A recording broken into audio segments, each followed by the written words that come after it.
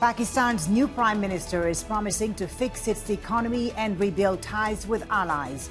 MPs elected Shehbaz Sharif after Imran Khan lost a no-confidence vote. But can he overcome bitter political divisions and address domestic and foreign policy challenges? This is Inside Story.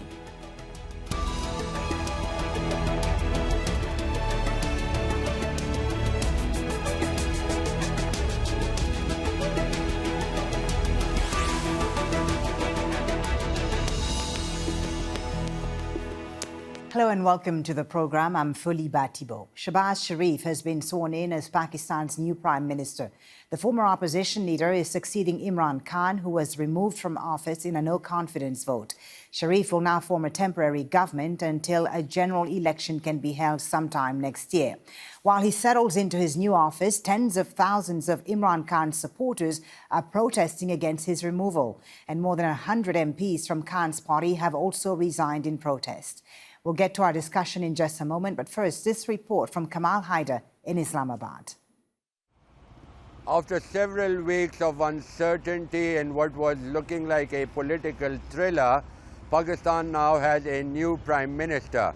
The 23rd Prime Minister, Mr. Shehbaz Sharif, was sworn in on Monday evening.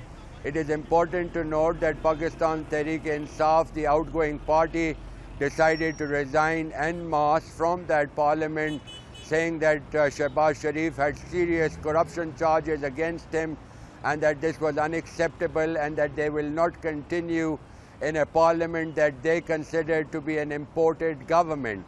Imran Khan had already appealed to his people to come out on Sunday night across the country. Tens of thousands of people came out in what is seen as an endorsement of Imran Khan's stance that there was a foreign conspiracy to bring down his government through a vote of no confidence. Imran would be wanting early elections, but the new party that is in power, and of course this is an assortment and an alliance of 9 political parties that have been able to unite on a single agenda to oust Imran Khan, will be wanting to hold electoral reforms, something that Imran Khan's party did not agree with. The next few weeks and months will be critical. The Pakistan Tehreek-e-Insaf wants an early election, but it seems that this new government in Islamabad may not be ready for that. This is Kamal Haider for Inside Story from Islamabad. While the incoming administration will need to navigate multiple domestic and foreign challenges, inflation is more than 12% and Pakistan's foreign debt is at $130 billion. That's 43% of its GDP.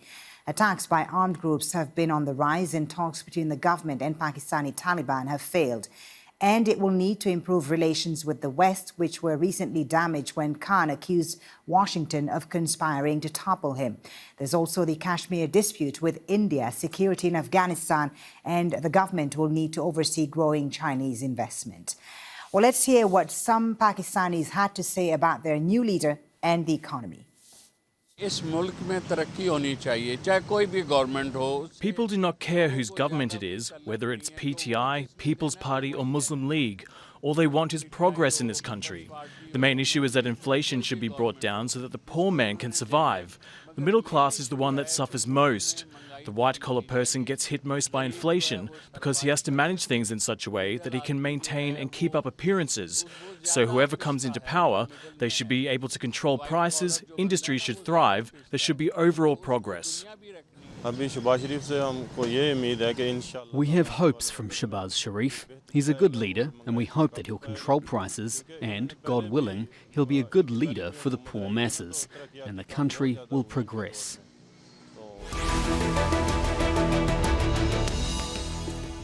Let's now bring in our guests, all of whom are joining us from Pakistan's capital, Islamabad.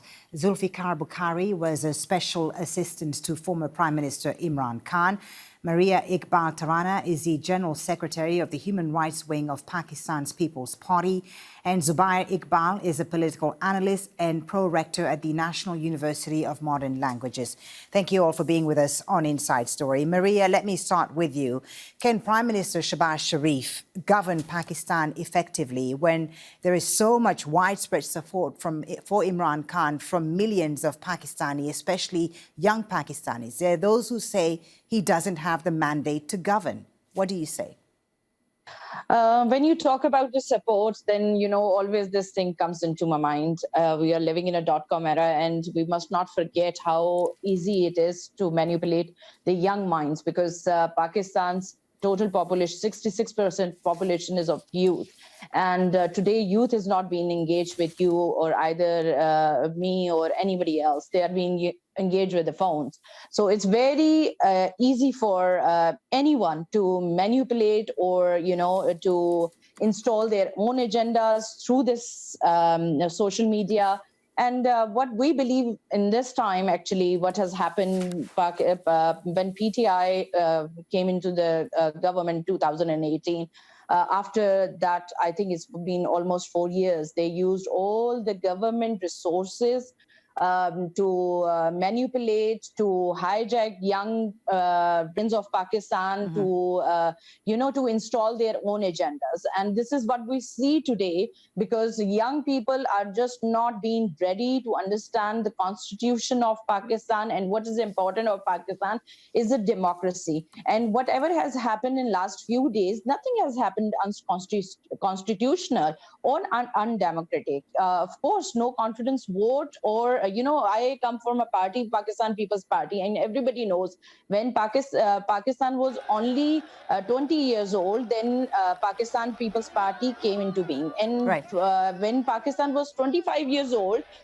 so 5 years old, Pakistan People's Party gave Pakistan a complete constitution, which is our responsibility as a young people to read, to implement, and to stand by it. Okay, let's allow Zulfikar Bukhari to respond. Zulfikar, Maria says the millions of people who've come out, the young people who've come out in support of Imran Khan, are being manipulated. What do you respond? I think what my colleague is trying to say is that Pakistan's People's Party and PML Noon, in the government in charge at the moment, doesn't have any support from the youth or the masses. I think her entire synopsis of what she's trying to build up is basically saying that nobody has come out for them, the youth is not behind them, and the public mandate is still with ex-Prime Minister Imran Khan. She talks about Pakistan's People's Party doing so much. Their chairman, who is from Sindh, the province of Sindh, is still, and if you look at his personal constituency, it's still probably one of the most backward constituencies in the entire country. And their grandfather, father, mother, himself have been ruling for decades and yet haven't been able to give any progress to their own personal constituency, let alone the country. I think you rightly hit the nail on the head when you started with that he may have got the no-vote confidence in the National Assembly by making everyone against one man, Imran Khan. However, do they have the moral authority? Do they have the public's mandate? If they do, then the simple question is, why wouldn't any prime minister who has come in now, Shehbaz Sharif has been sworn in as prime minister, there's no one on the road rejoicing. There's nobody on the streets celebrating. So why wouldn't the prime minister, which prime minister with any moral authority would not want to go to elections immediately and show the world and his own countrymen? But why did the opposition walk out then? If the opposition wants to keep this government and this prime minister honest, why not participate in the political process? Why walk out of parliament? I'll explain to you why. We believe, we are fully aware of that we have been in government. Let me put it like this. We've been in government for 3.5 to 4 years. When the commodity index prices, inflation was through the roof. Worldwide, it was sky high. Yet the PDM movement could not gather themselves to remove and topple our government. What has happened in the last 30 to 60 days where this, I wouldn't even call it a super glue, but this magical glue has gelled them all together to topple the government? when the government's ex-government's narrative is sky high. What magic glue or what magic conspiracy came in that got them all together and topple it when they weren't even at their lowest? When our government was at its lowest in terms of opinion polls or public polls, they still couldn't manage to do it. Why we're not last bit, why we're not participating and resigned from the assembly is simply because we feel it's an illegitimate government, and us sitting in the assemblies with what we feel a foreign intervention will legitimize this illegitimate government. You haven't proved that there was foreign intervention. You talk about this foreign intervention, accusing the US and so on, but that hasn't been proven. I'll come back to that in just a few minutes, but I do want to bring in Mr. Zubair Iqbal into the conversation. And Maria, I'll allow you to respond to what we've just heard from your colleague. Mr. Iqbal, I mean, Imran Khan, as we've seen, commends a fairly large audience, especially among young people. We've seen millions take to the streets in recent days, and even among members of the military, the young members of the military. Does it matter what he does next? If these massive protests continue, are we likely to see the military step in as it has in the past? Well, military has its own constitutional role to play, and they have made it very loud and clear that they are not interfering into the political process. If I can correctly recall the statement given by the DG ISPR a few days ago when he was asked point blank. But this is not a matter of military getting into things or getting into the fray of the thing. This is a matter of a constitutional process. There has been some allegations leveled by the Pakistan Tehreek-e-Insaf and the new Prime Minister, Mr. Shehbaz Sharif, has just pointed out in his first speech that we are going to make a commission, Parliamentary Security Commission, and where everything will be investigated. And he was bold enough to say that even if an iota of indication is coming towards us that we have played into the foreign hands, then he said that he was ready to resign at that point in time. We must all understand that this was the democratic process, and if you count the number of votes, it was the allied parties, which was previously with the PTI, and now they have joined hands with the opposition parties, namely PMLN and Pakistan People's Party. So it is only those parties. The so-called members of the Pakistan Tehreek-e-Insaf who were not considering their policies in the correct way, they have not voted in this vote of no confidence. So it's a democratic process, and Prime Minister Shehbaz Sharif has said that we are not going to go against any vendetta or going against anybody. So if Imran Khan Sahab and his party considers that they should come out on the street, it is their democratic right. If it is within the right of the political domains, if it is under the law of the land, they must gather, they must raise their voice. And if they're able to muster that much support and destabilize the government and then push them into the new elections, so be it. But for the moment, we must all accept the democratic process and the law of the land. All right, so we must accept the democratic process, you say. Maria, let's talk about the first big challenge for this new prime minister and this new government, and that is the economy. The IMF program has been suspended. The country is facing enormous deficit on the fiscal side. How will he steer the country, Prime Minister Sharif? Will the economy take a different direction from under Imran Khan? Yeah, that's where I wanted to reply, because my fellow colleague said it's a time for a celebration. So why nobody is supporting Shehbaz Sharif at the moment? Because my dear everyone, celebration time is over. Nobody is dancing on the roads anymore and anywhere. So, you know, the charismatic, handsome prime minister and all that, this is very outdated terms which our opponents is being using, because it's about the life of 220 million people, because it's not a theater or a movie, or we are not seeking for any drama in this country. We have to be very serious about, you know, how we can move forward. And let's try and move forward the conversation then, Maria. Policy crisis, yeah. Yes.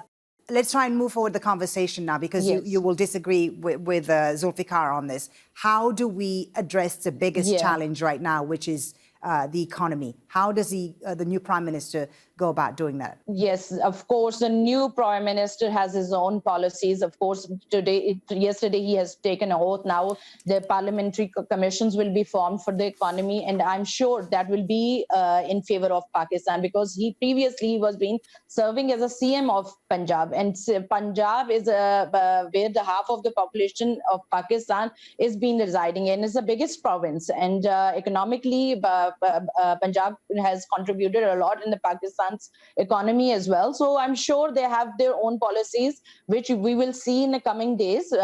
Now, at the moment, we think not only economically, but foreign policy is also being a disaster. So whatever the disaster the previous government has left, I think it's the biggest challenge for the people who has just taken oath yesterday, and is the biggest challenge for Pakistan People's Party, PMLN, and all their allies, because it's a huge responsibility. The common person is being expecting a lot from them, because the PTI's supporter, their stomach was full, their bank accounts is full, their petrol tanks is full, so they has nothing to do with the common person. Common person's challenges in Pakistan is very different, and for that you have to be a person, democratic person, who understands the constitution. All right, let's allow Mr. Zulfikar Bukhari to respond, Maria. Let's allow him to respond. So we have a new prime minister now in place.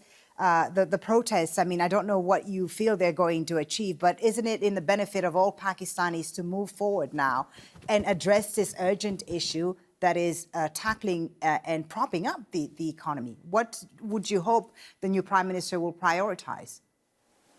I think the new prime minister has his hands full.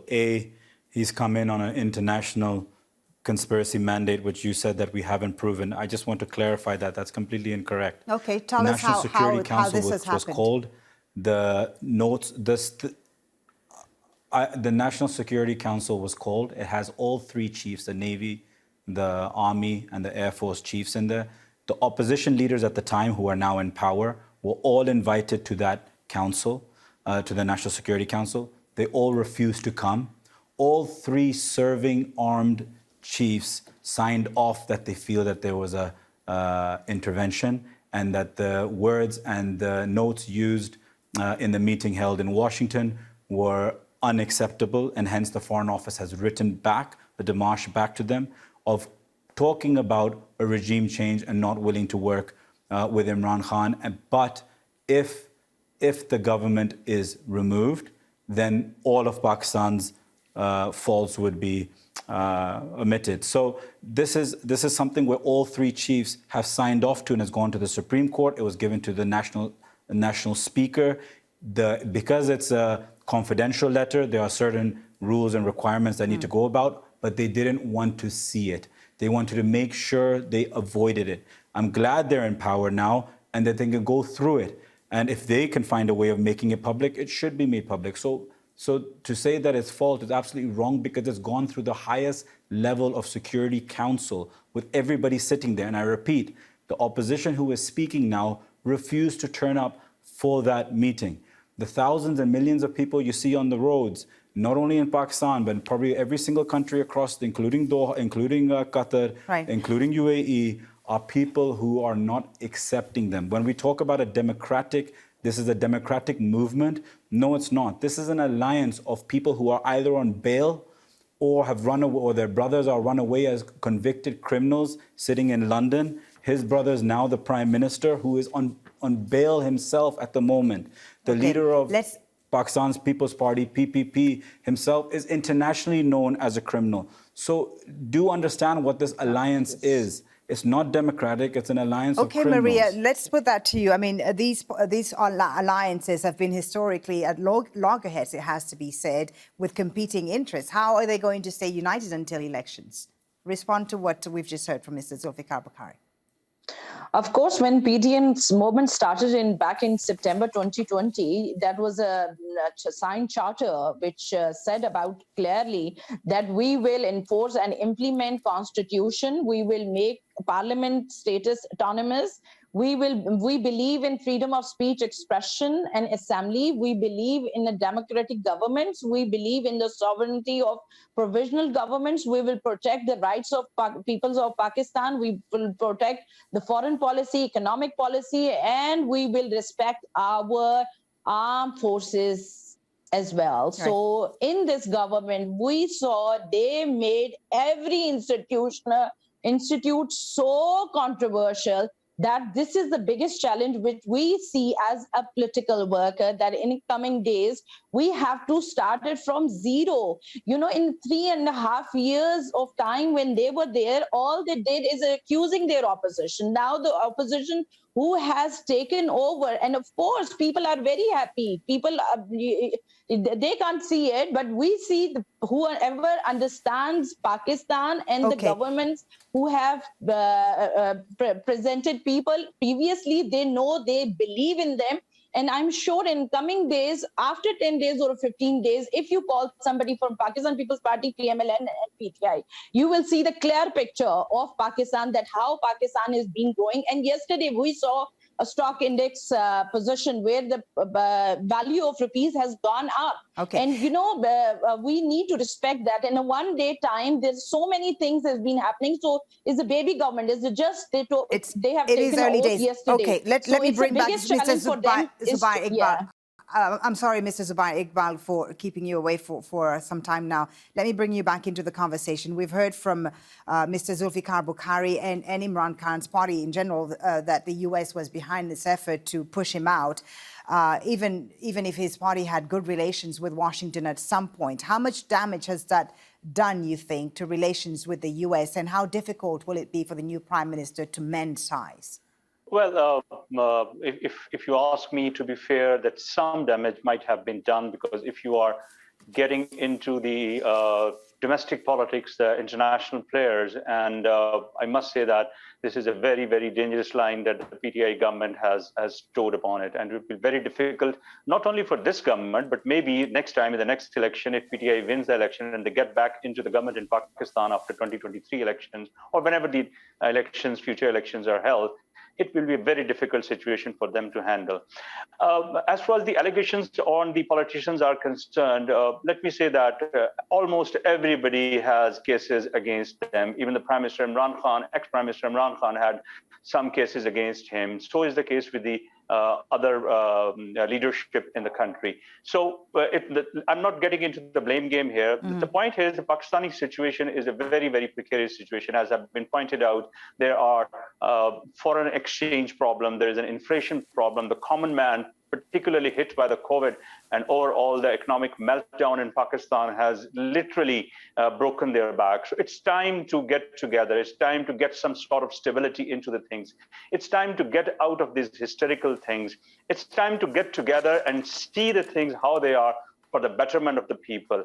I must say that the PTI has all the right to come onto the street, and if they are peaceful and if they are saying whatever they want to say, and there's a freedom of expression on them, they must have all the right to say it. But the government has come out of the opposition now, and now it is their responsibility to do what they have to do, put the economic house in the order.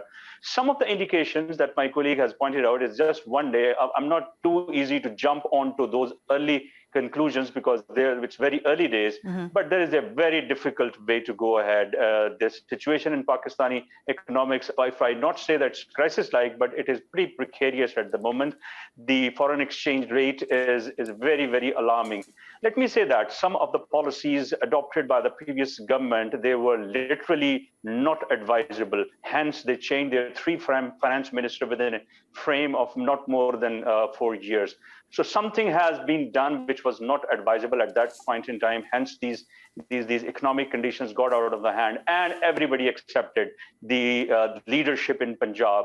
Even now, they are accepting when they nominated Chaudhry Parvez Dilahi for the premiership of Punjab. So everybody knew that the leadership in Punjab was not delivering. And I agree with this, that Punjab is more than 60% of Pakistan in terms of population. So if you are not delivering in Punjab, you are not delivering in Pakistan. Some soul searching should also go into the previous government. They may claim that they have been not dealt with an even hand, but they must look into the thing that they come back into power. They should not repeat those mistakes which they have been doing for the last 4 years or so. All right, we'll leave it there. Unfortunately, we've run out of time. I wish we had more time because there's quite a lot to discuss still. Thank you so much for joining us. Zulfikar Bukhari, Maria Iqbal Tarana, and Zubair Iqbal. Thank you. And thank you for watching. You can watch this program again anytime by visiting our website at aljazeera.com. For further discussion, go to our Facebook page. That's facebook.com/AJ Inside Story. You can also join the conversation on Twitter. Our handle is at AJ Inside Story. From me, Folly, Thibault, and the whole team here in Doha, thanks for watching. Bye for now.